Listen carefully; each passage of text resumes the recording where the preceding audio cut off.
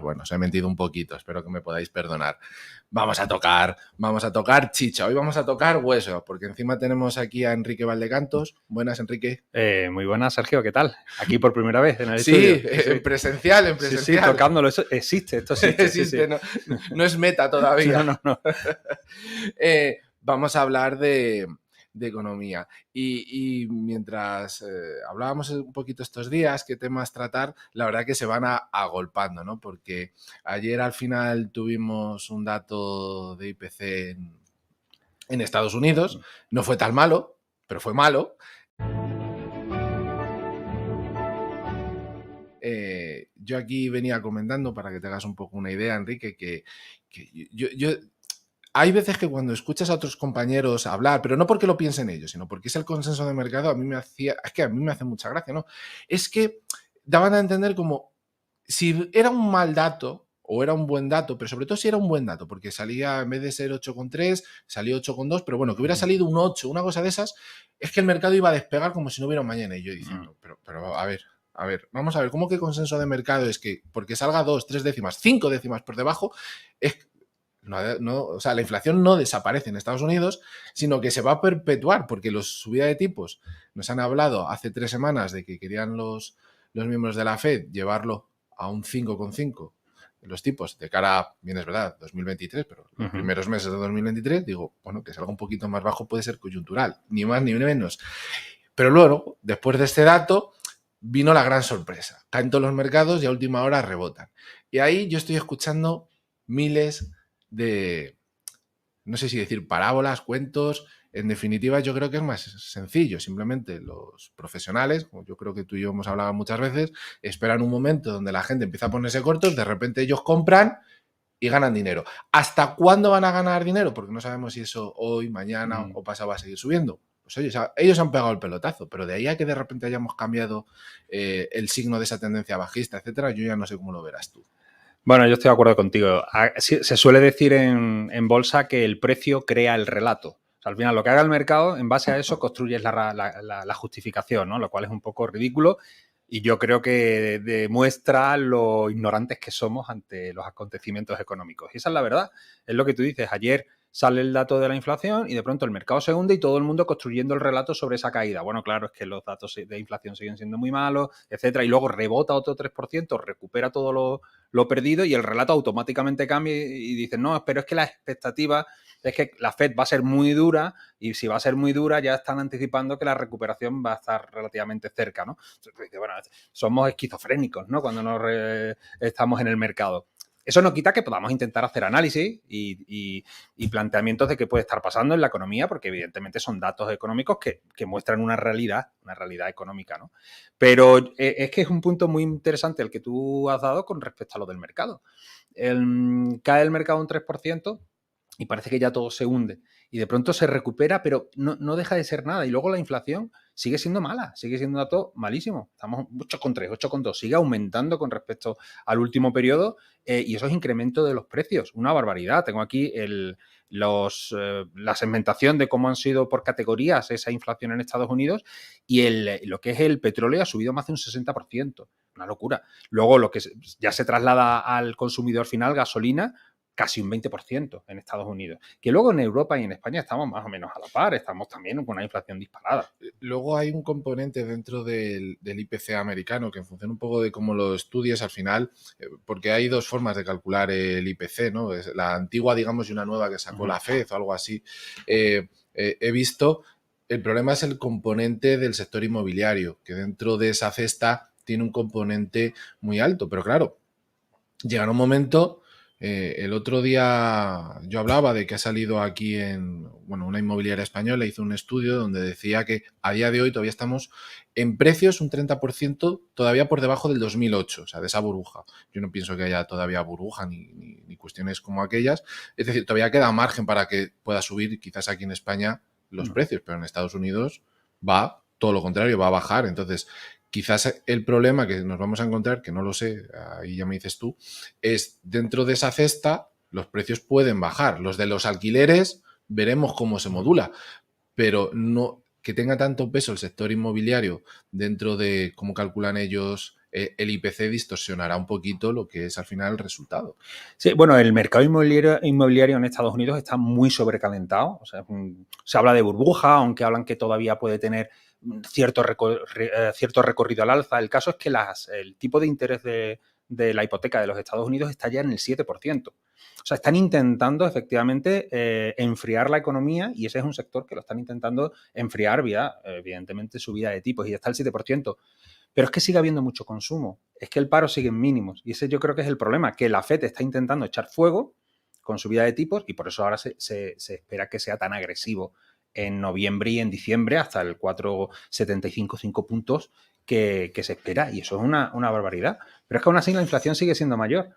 Este es el gran problema de la inflación, que se crea de manera diluida, no sabe cuándo va a aparecer. De pronto aparece y es muy difícil pararlo. Es como un tren que te viene de enfrente y no sabes cómo pararlo. ¿Tú crees que estamos ante un cisne negro o ante el cúmulo de la suma de muchos cisnes negros, ¿no? Porque los cuellos de botella, bueno, deben de quedar ya poquito. Se están resolviendo, sí. Veremos qué ocurre con el COVID, si no viene de repente algún rebrote, alguna historia, pero pongamos que también lo quitamos, pero lo que es el problema en China posiblemente con el sector inmobiliario no sabemos exactamente dónde va a acabar, no lo sabemos, porque allí, por los comentarios que se van viendo, los bancos públicos de allí están comprando toda esa deuda mala, etcétera, con lo cual lo están tapando, pero no sabemos cómo va a estallar. El gran problema de la energía, que como vienen comentando de distintas gestoras, Advalor, Cobas, bueno, ya prácticamente todas las gestoras, o sea, empezaron Cobas y yo creo que Advalor un poquito y de repente se han unido todas, ¿no? Como que han visto todas el resultado ahí, ¿no?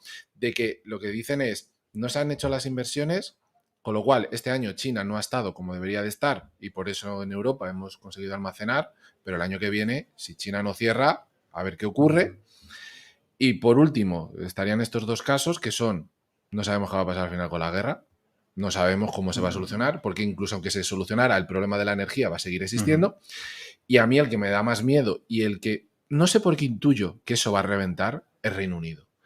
Todos los problemas que hay en Reino Unido con el tema de la deuda, que en este caso no es la deuda en sí, sino es todos los fondos privados, todos los fondos relacionados con las pensiones privadas que se han apalancado y que me da que en España, por suerte, yo creo que eso no lo vamos a pasar, porque en España la gente que tiene planes de pensiones, etcétera, no son tantas, porque aquí dependemos más del Estado, pero en Reino Unido no. Y en países que sean como el Reino Unido, cuidado que ahí sí que se nos puede venir una muy gorda.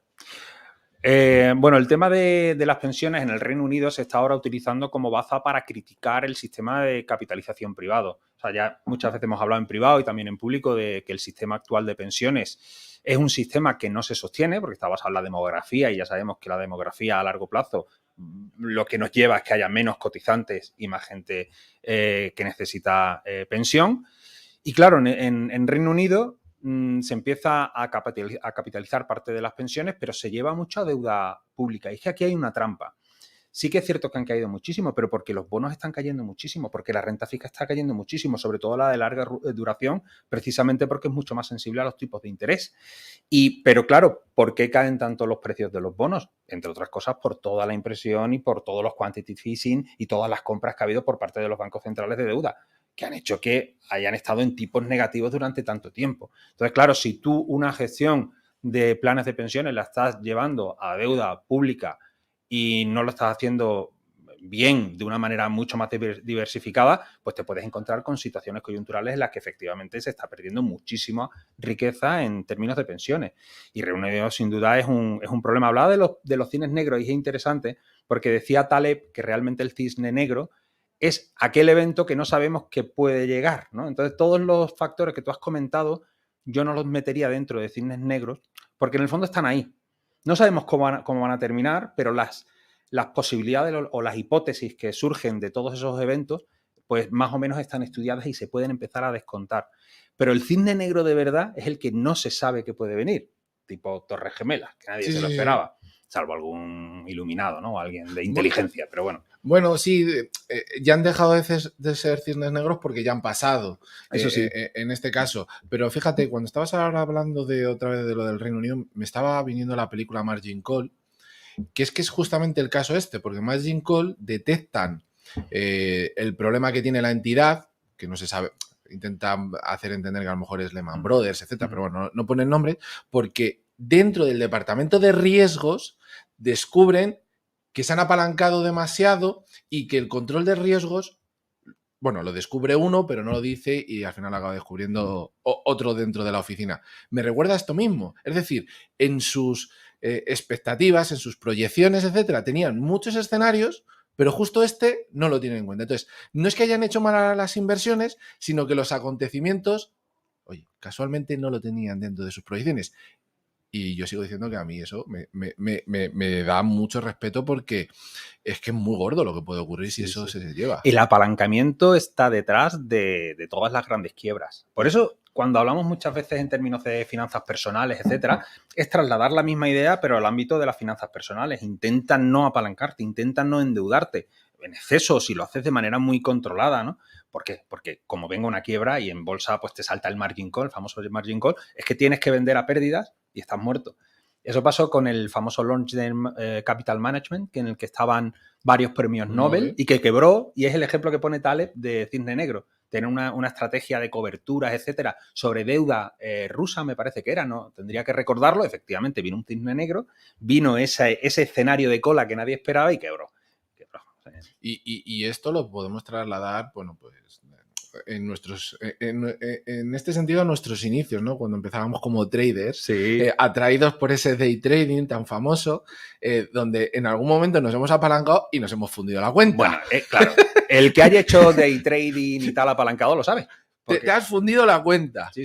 Y no una, sino 2 o 3. Porque dices, aquí me he ido bien, me he apalancado, pum, y en la que tú ya piensas que no tal, te fundes la cuenta. Es que para el que no nos esté escuchando y que no sepa qué es el apalancamiento, pero básicamente es poder acceder a una inversión con mucho menos capital del que necesitas. Es decir, con los futuros al final estábamos operando con un futuro que podía estar valorado en $150,000 por aquel tiempo. Y lo único que nos pedía de garantía el broker era $2,000, $3,000. Punto. Pero realmente tu inversión era sobre 150.000. Hoy en día el mini SP está en 180.000. Lo que vale el futuro, ¿no? Un futuro. Pero con solo $3,000 podíamos operarlo. Claro, si eso va a favor, las ganancias son brutales. Pero es que como vaya en contra, estás muerto. No muerto porque el broker te pone el margin call precisamente para que no le debas dinero. O tú has puesto el stop. Digo, tú no me refiero por ti, sino en general todos que ponemos el stop, pero cuando eso va a ir a tocar, lo quitamos. Claro, el que hace una operativa apalancada, como no utilice stop, está muerto. O sea, no, bueno, el stop último es el margin call, que ya el broker te cierra. Exacto. Pero sí, en operativas apalancadas tienes que tener una protección porque estás utilizando un dinero, como quien dice, que no es tuyo. Y luego, digamos, como último quizás problema, veremos qué pasa con Credit Suisse. Que ahí algunos dicen, he escuchado, esto no va a ser un contagio y tal. Digo, cuidado, porque estos también tuvieron su pollo aquel con Archegos. Es cierto, sí. Archegos Capital, que también era un problema de apalancamiento. Así que pero no aprendemos. No aprendemos. Pero no solamente fue con este fondo de inversión, sino que entre medias los directivos han ido llevando dinero. Bueno, una serie de cuestiones que eso puede tocar pues a otros bancos que son como Credit Suisse. Y el ejemplo que estaban poniendo era el Deutsche Bank. O sea, sería un... Sí, salía un gráfico donde la prima, ¿no? Los CDS, por si no podían pagar, lo comparaban con el Deutsche. Iban escopetados los dos. Y tú dices, bueno, pero uno es alemán, tal, ya, bueno, pero es que el Deutsche también ha tenido sus movidas. O sea, ahí hay un peligro sistemático en el mercado que es complicado. Sí, es complicado. Yo, de todas maneras, tiendo a ser optimista. Sí, yo sé que soy el Doctor Muerte. No, es que es cierto. Es como intentar vivir con esas dos realidades, ¿no? Con ese Dr. Jekyll y Mr. Hyde. Porque la realidad económica es muy delicada. Todos los inputs de información que estamos comentando. Pero normalmente cuando peor está la situación es cuando puede venir la recuperación. Quién sabe si va a venir ahora con esta recuperación que ha habido momentánea, etcétera. Pero yo soy optimista en el medio plazo. No voy a decir corto, porque las navidades pueden ser todavía muy duras con el tema energético. Pero soy optimista. Yo creo que la guerra al final terminará, no bien, pero terminará. En este caso, Enrique, volvemos un poquito a España, en cuanto que el otro día fue el Día de la Educación Financiera y toda esta cuestión. ¿Tú no has notado que Por regla general siempre ha sido algo que ha pasado, yo creo, desapercibido en general en los medios en todas partes. Pero bien es verdad que en los últimos años yo notaba que había tenido como un punto álgido. No sé si es porque estamos dentro del sector, pero este año he notado como que ha pasado más desapercibido aún que en aquellas otras épocas. Incluso porque antes la CNMV en los periódicos sacaba alguna noticia. No sé, he notado como que este año ha pasado totalmente desapercibido. No sé si tú tienes esa sensación. Pues no lo hemos hablado, pero es que tengo exactamente la misma sensación. De hecho, dedicándome yo al sector, estando en Sevilla, fue el otro día mi pareja la que me dijo, oye, ¿sabías que el 3 de octubre en Sevilla hay unas conferencias sobre el Día de la Educación Financiera? Digo, no tenía ni idea. O sea, no había visto nada de publicidad. No solo en Sevilla, lo hacen en Madrid, en Málaga. Normalmente se hacen un montón de iniciativas por el Día de la Educación Financiera. Y estoy totalmente de acuerdo contigo. Yo no sé si es porque hay igual otra agenda, hay otros problemas con la inflación, otros temas económicos que llaman más la atención, pero no sé. No, espero que sea algo un poco de la situación. No, y fíjate que ha habido entrevistas al director de la CNMV, etcétera, pero incluso hay una página web y luego están las redes sociales, Educación Financiera para Todos, que creo que lo promueve el Banco de España y la CNMV, pero que había otro, vamos a decirle la palabra, otro rollito, había otra cosa, y este año incluso otras entidades se sumaban y ha pasado todo como muy desapercibido, no sé. Y yo sigo viendo que dentro de la sociedad, hoy más que nunca, se está viendo esta situación, fíjate. A mí me pasaba, estábamos hablando de apalancamientos, ¿cuántos, vamos a decir, no grandes patrimonios, pero tampoco bajos, un perfil un poco intermedio, que tienen hechas inversiones con apalancamiento en el sentido de que han pedido un préstamo para poder invertir y ahora están cayendo en los mercados y les pueden pignorar? Pignorar en este caso significa que les cierran posiciones, se quedan sin esas acciones, se las queda el banco y tú ahí te quedaste. Claro. No deben nada, pero te has quedado sin el dinero. Y luego, por otro lado, el hecho de que yo aquí en la parte ya de cuando haces un asesoramiento te vienen porque no están a gusto con con las inversiones que han hecho, bien porque se las ha recomendado otro compañero o bien porque las han hecho ellos. Ahí da igual. La cuestión es que tú les haces o les comentas la cartera y tienen que hacer un cambio. Y claro, ese cambio en este caso, en la mayoría de los casos, produce dolor. ¿Por qué produce dolor? Por lo primero, porque han caído y están perdiendo dinero. Y están viendo cómo de repente está repuntando, ¿no? Y dicen, es que ahora me duele tener que sacar esto en pérdidas, está ahora subiendo. Y yo creo que lo que no ven es que lo que no entienden es que pillar el momento justo donde con esta recuperación, no voy a decir que recuperen todo, pero recuperen una gran parte y justo salirse y hacer el cambio es un juego imposible. Es lo que no acaban de ver. Sí, no. Bueno, y también es asumir la pérdida, ¿no? Porque si cierras ya la posición y dices, oye, me he equivocado, compré esta acción y lo mejor es no. Claro, estás asumiendo la pérdida. Y de reconocer la derrota no es fácil. Tenemos mucho ego, mucho orgullo. Y parece que mientras que no la cierres, como todavía se puede recuperar, ¿no? Yo creo que de todas maneras en España ha habido mucha cultura por el apalancamiento con el tema de inmobiliario. O sea, hay mucha cultura por la inversión inmobiliaria que va casi asociada. No, digo casi porque se podría hacer a través de SOCIMIS, REITs, etcétera, fondos que no tienen por qué tener apalancamiento. O alguien puede tener el capital para comprarse un piso sin apalancamiento, pero lo normal es que la gente compre inmuebles con deuda, pidiendo una hipoteca. Entonces yo creo que hay mucho. Bueno, la búsqueda del pelotazo, que lo hemos comentado. Aquí quitando la crisis del 2008 inmobiliaria, pero bueno, hay mucha gente que ha hecho dinero con inmobiliario y ya la gente quiere esas rentabilidades, ¿no? Todo lo que no sea sacarse el pelotazo con pequeñas apuestas, pequeñas inversiones, pues parece que es poco. Y cuando le planteas otra cosa más tranquila, más diversificada y más sensata, cuesta. Porque en este caso, ya que se nos va acabando el tiempo, ¿dónde te pueden ver? ¿Qué en estos momentos, qué servicios estás dando? Si vas a hacer algún webinario, etcétera. Pues bueno, estoy en Madrid porque mañana tenemos en el Hotel Ilunion Pío XII un evento que se llama Madrid Master Trading y donde van a participar un montón de compañeros del sector, José Carlos Díez, Pablo Gil, Enrique Castellanos, Gerardo Ortega, estaré yo también.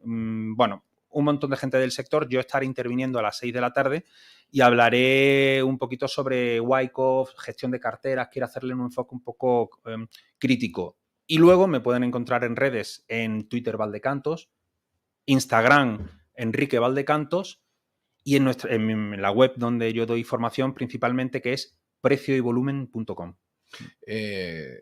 Dentro de tu actividad, que es la de formación, pero también un poquito la de asesoramiento, ¿estás encontrando que la gente se está decantando más hacia un lado que hacia otro? Es decir, tuvimos un boom desde el año 2006 con las formaciones, etcétera, y digamos que eso se ha ido manteniendo. Bueno, empezamos con el SP500, luego las divisas con Forex, luego un poquito ahí el DAX por las mañanas y luego el mundo cripto. Pero hubo un repunte muy fuerte justo al principio de la pandemia, en el 2020.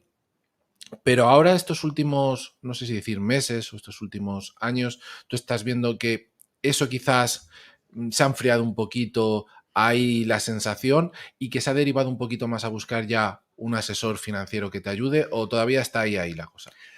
Bueno, es un tema interesante que lo he reflexionado mucho, porque yo sí que creo que el tema cripto se ha enfriado mucho. Como ha caído tanto, hay un montón de cripto bros que han perdido todos sus ahorros. Los 500 euros que tenían de ahorros lo han perdido. Pero entonces se ha enfriado un poco. Pero yo sí que creo que la gente al final evoluciona y aprendes a base de palos. Entonces yo creo que empieza a haber esa generación que tú hablabas de Forex, cripto y tal, que ya está aprendiendo. Pero yo creo que la va a sustituir otra de nuevo joven, que cuando vuelvan otra vez los tipos de interés a bajar y el mercado otra vez a repuntar, serán las criptos, será el metaverso, serán los tokens, serán los NFTs, no sabemos, pero habrá algo de moda que volverá otra vez a calentar el ambiente y otra vez al trading más agresivo. Pues con estas últimas palabras vamos a despedir el programa de hoy. Espero que os haya gustado, que tengáis el fin de semana, si queréis acercaros para escuchar a Enrique, a ese evento que tiene. Era a las 6 de la tarde. 6. ¿En qué hotel? Hotel Ilunion Pio 12. Y nos vemos el lunes. Reflexionar, recordar siempre la palabra mágica, planificación, que es lo que os va a ayudar en el fondo a mejorar vuestras finanzas. Nos vemos. Un saludo.